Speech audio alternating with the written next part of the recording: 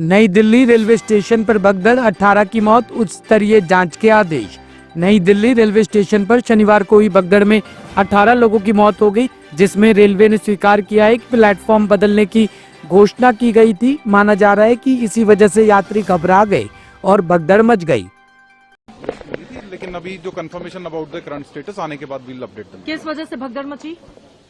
जो बेसिकली एक टाइम पे ट्रेन का डिले, कुछ तो ट्रेन डिले हो गई थी और उसके अलावा कुछ एक्स्ट्रा टिकट्स थी जो कि लोगों ने उस टाइम पे परचेज करी थी प्रयागराज के लिए और स्टेशन के लिए। वो सारा क्राउड इन कुछ प्लेटफॉर्म्स पे ज्यादा इकट्ठा हो गया, उसमें थोड़ी भगदड़। क्या क्राउड का अंदाजा नहीं लगा पाए सर? आप लोग क्राउड का अंदाजा नहीं लगा पाए थे?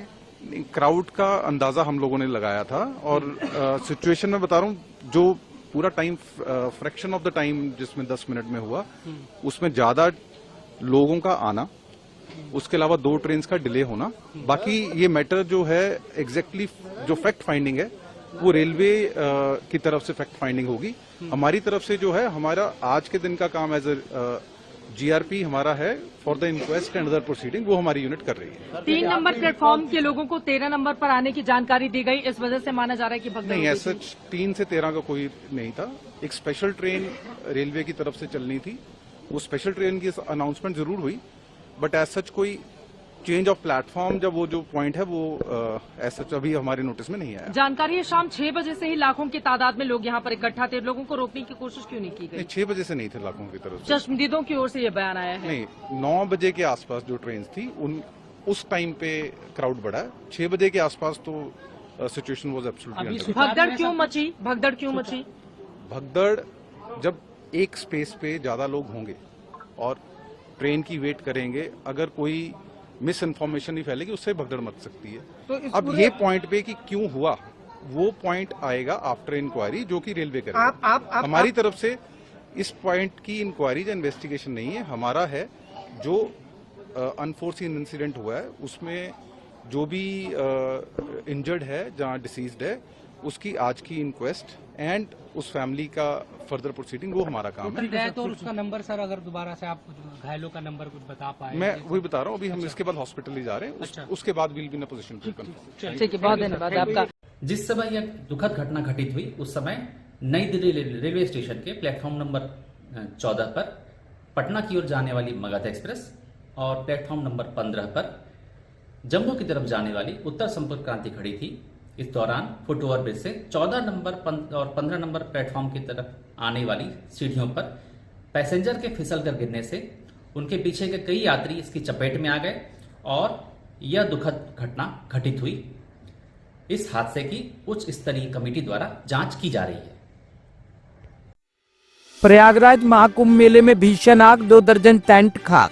प्रयागराज महाकुंभ मेला क्षेत्र के सेक्टर 19 में आग लगने से हड़कंप मच गया। यह आग लवकुश आश्रम शिविर में लगी, जिससे 2 दर्जन से अधिक टेंट और एक स्टोर रूम जलकर राख हो गए।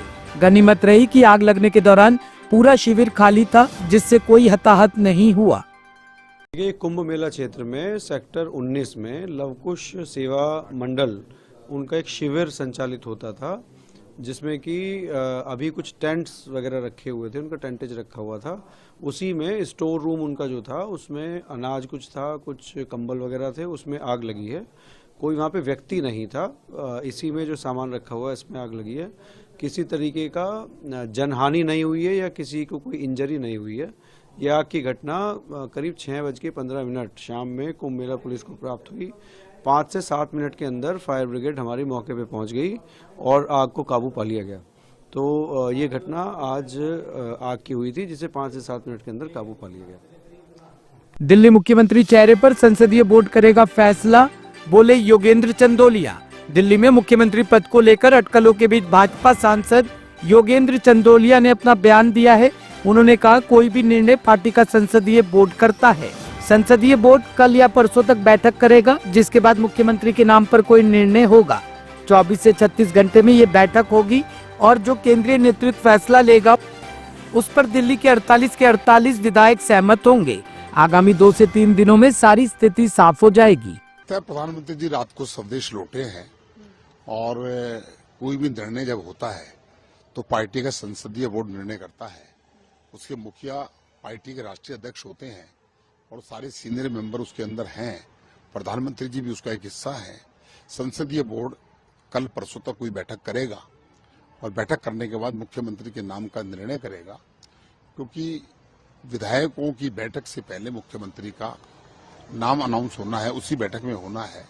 इसलिए मुझे लगता है कि 24 या 36 घंटे के अंदर बैठक हो जाएगी और जो केंद्रीय नेतृत्व फैसला करेगा उस फैसले पर दिल्ली के 48 के 48 विधायक उस पर सहमत होंगे, क्योंकि भारतीय जनता पार्टी कैडर वाली पार्टी है और भारतीय जनता पार्टी का जो शीर्ष नेतृत्व तय करता है, पार्टी के कार्यकर्ता उसको अक्षरशः पालन करते हैं। तो मुझे लगता है कि 2 या 3 दिन के अंदर सारी स्थिति क्लियर हो जाएगी, क्योंकि विधायकों की शपथ भी होनी है और उसके साथ साथ हाउस भी चलना है। और पहले हाउस की पहली कैबिनेट की बैठक में जो प्रधानमंत्री मोदी जी का जो संकल्प पत्र था उस पर मुख्यमंत्री के हस्ताक्षर होकर पहली बैठक में जो पेंशन से संबंधित है, आयुष्मान योजना से संबंधित है, गरीब महिलाओं के पैसे से संबंधित है, यमुना से संबंधित है, ऐसे प्रमुख मुद्दे वो पहली कैबिनेट की बैठक में हस्ताक्षर होंगे।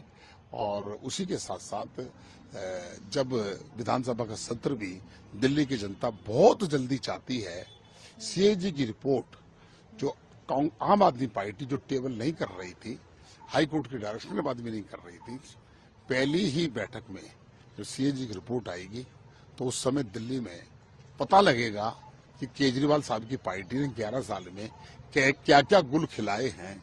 और जितनी भी रिपोर्ट आएंगी सब में केजरीवाल जी का घिनौना चेहरा, भ्रष्टाचारी चेहरा सामने दिल्ली की जनता को नजर आएगा। ब्यूरो रिपोर्ट, टीम तफ्तीश न्यूज।